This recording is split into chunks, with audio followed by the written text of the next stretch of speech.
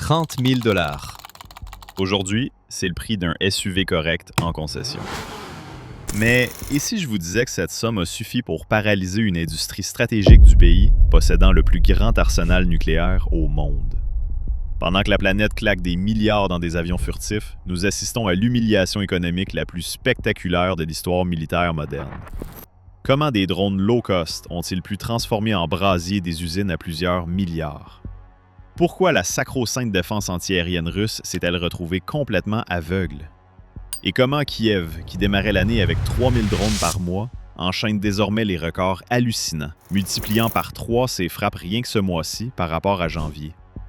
Comment Zelensky est-il passé du statut de demandeur à celui de joueur impitoyable, snobant les lignes rouges de Washington pour poser des ultimatums militaires cash à Loukachenko? Dans cet épisode, on va décortiquer l'anatomie d'une guerre asymétrique brutale.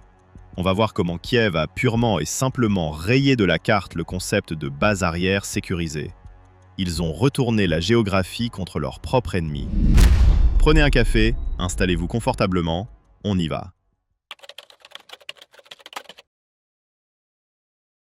Vous vous souvenez de l'ambiance il n'y a pas si longtemps? Les tournées interminables dans les capitales européennes, les mines graves des politiciens occidentaux, les tractations sans fin en coulisses. Donnez-nous des missiles longue portée, on jure de ne pas frapper le sol russe. Filez-nous des avions, on promet de ne pas jeter d'huile sur le feu. En 2022 et 2023, Kiev validait le moindre de ses faits et gestes avec ses alliés. Coincés dans une guerre purement défensive, ils étaient terrifiés à l'idée de franchir ces fameuses lignes rouges. Toute la stratégie de Bruxelles et de Washington reposait sur une gestion clinique de l'escalade. L'objectif ? Aider l'Ukraine à survivre, mais surtout éviter à tout prix de réveiller l'ours russe. Kiev devait jouer selon leurs règles. Ils étaient tenus en laisse courte, terrorisés par l'idée de voir le robinet des armes occidentales se couper. Mais aujourd'hui, la donne a radicalement changé. Il suffit de regarder les raffineries russes en flammes pour s'en convaincre. En ce moment même, l'Ukraine est en train de réécrire la doctrine militaire mondiale en direct. Leurs drones font des miracles sur le terrain. Et c'est exactement ce qui a donné à Zelensky cette confiance en lui absolument inébranlable. Et le précédent le plus fou, celui qui a fait exploser les compteurs, vient de se produire sous nos yeux. Zelensky a posé un ultimatum direct, totalement inédit, à Alexandre Loukachenko. Le message a claqué comme un coup de fouet. Soit vous dégagez vos relais de drones à la frontière d'ici une semaine, soit on s'en charge nous-mêmes, directement sur votre territoire. Vous captez le changement de paradigme? Hier encore, l'Ukraine tremblait à l'idée de voir l'armée biélorusse entrer dans la danse. Elle marchait sur des œufs pour ne froisser personne. Aujourd'hui, Zelensky met lui-même le doigt sur le bouton de l'escalade. Il les regarde droit dans les yeux et lâche « Allez-y, tentez le coup pour voir ». Le plus dingue, ça marche.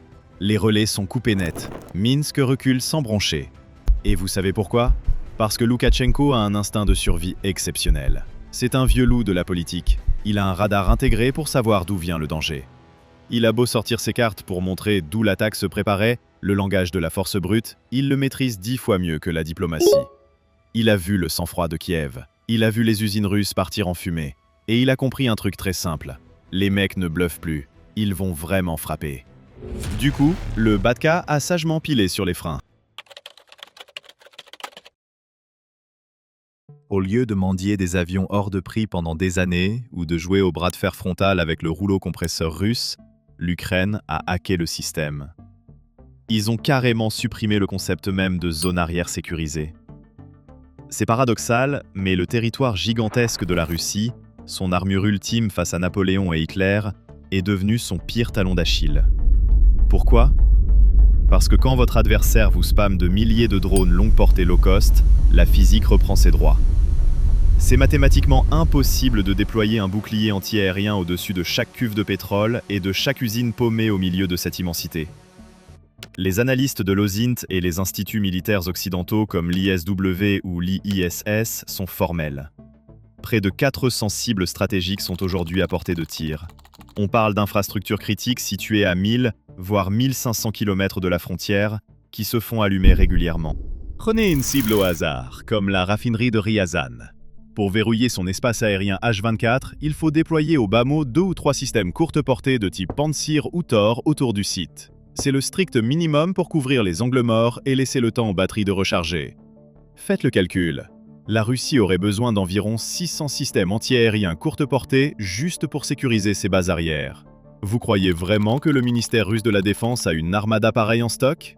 Spoiler, un tel surplus n'existe même pas dans les rêves les plus fous de leurs généraux. Dans le meilleur des mondes, les experts estiment que la Russie dispose de 150 Pantsir et 130 Tor opérationnels, moins de 300 véhicules au total, soit littéralement la moitié du strict minimum requis pour protéger l'arrière-pays. Mais le vrai problème est ailleurs. Ces blindés ne gardent même pas les usines. Près de 80% de ce parc est scotché à la ligne de front. Là-bas, ils font office de garde du corps. Leur job, c'est de protéger les fameux systèmes S-400 contre les frappes de HIMARS. Et ces derniers mois, cette pénurie commence à faire atrocement mal. C'est le syndrome de la couverture trop courte en plein hiver. Vous tirez dessus pour vous couvrir le visage, la ligne de front, et vous vous gelez instantanément les pieds, les raffineries à l'arrière. D'après l'Institute for the Study of War, c'est déjà la panique. Les autorités russes siphonnent les défenses de la ligne de front pour protéger Moscou, en rapatriant littéralement les Pantsir vers la capitale. Plus le conflit va s'éterniser, plus ce déficit va être cuisant. Pourquoi je suis aussi catégorique? Regardez les chiffres des services de renseignement occidentaux. L'agence britannique Janes et le Wall Street Journal balancent des stats hallucinantes. En mai de l'année dernière, la Russie détectait environ 2500 drones par mois. En mai 2026, ce chiffre a fait exploser tous les compteurs. On frôle les 9000 drones. Posez-vous 2 secondes et réalisez l'ampleur du truc. L'industrie de l'armement ukrainienne, c'est le mec discret en soirée qui vient de squatter les platines. Il pousse les basses à fond et il y a pris un plaisir monstre. Ils sont en train de briser tous les records historiques. Le ministère de la Défense russe a lui-même reconnu publiquement avoir intercepté et détruit 660 drones ukrainiens dans la seule nuit du 26 juin. C'est l'attaque la plus massive depuis le début du conflit. 660 engins en une nuit. Et attention, on ne parle là que de ceux qui le revendiquent avoir abattu. Mais le vrai cauchemar pour le Kremlin, ce n'est pas le volume, c'est l'efficacité. Les rapports de Janes montrent que les frappes ukrainiennes deviennent chirurgicales. Environ 35% des percées de la DCA et des frappes réussies sur les infrastructures russes cette année se sont concentrées uniquement sur le mois de juin. La quantité s'est définitivement transformée en qualité.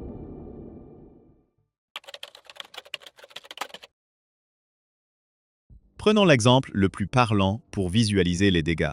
Ces fameuses raffineries russes qui prennent si cher. Biberonnés au blockbuster hollywoodien, beaucoup s'imaginent qu'une frappe de drone, c'est une boule de feu gigantesque qui rase l'usine entière. La réalité est très différente. Une raffinerie, c'est un complexe monstrueux.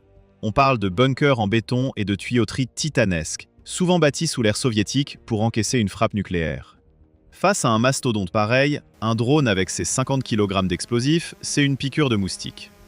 Sauf que les pilotes ukrainiens ne visent pas le béton. Ils opèrent comme des neurochirurgiens.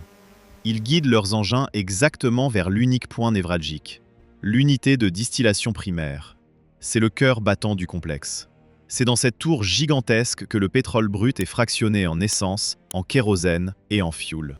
Vous détruisez ce cœur, et tout cet organisme colossal en béton plonge instantanément dans le coma.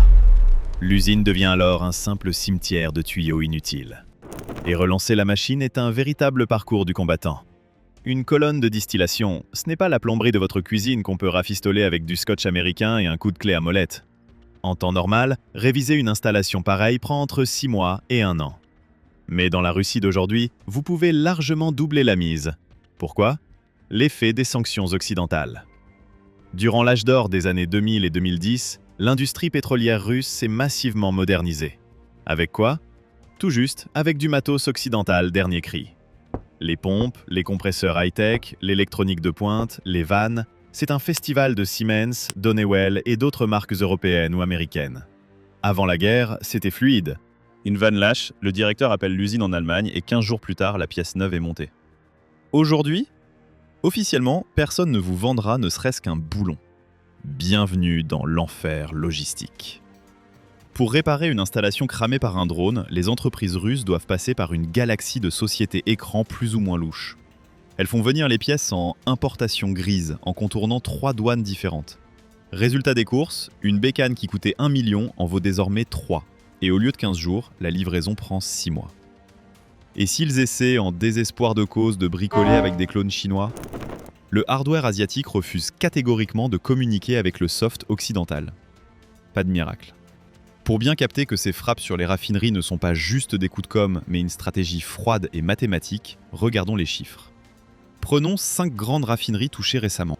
Mettre chacune d'elles à l'arrêt pour 3 à 6 mois, c'est un manque à gagner astronomique pour les caisses de l'État russe. Et maintenant, la cerise sur le gâteau.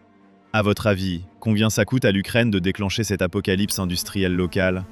Un drone ukrainien longue portée, c'est environ 30 000 $ la pièce.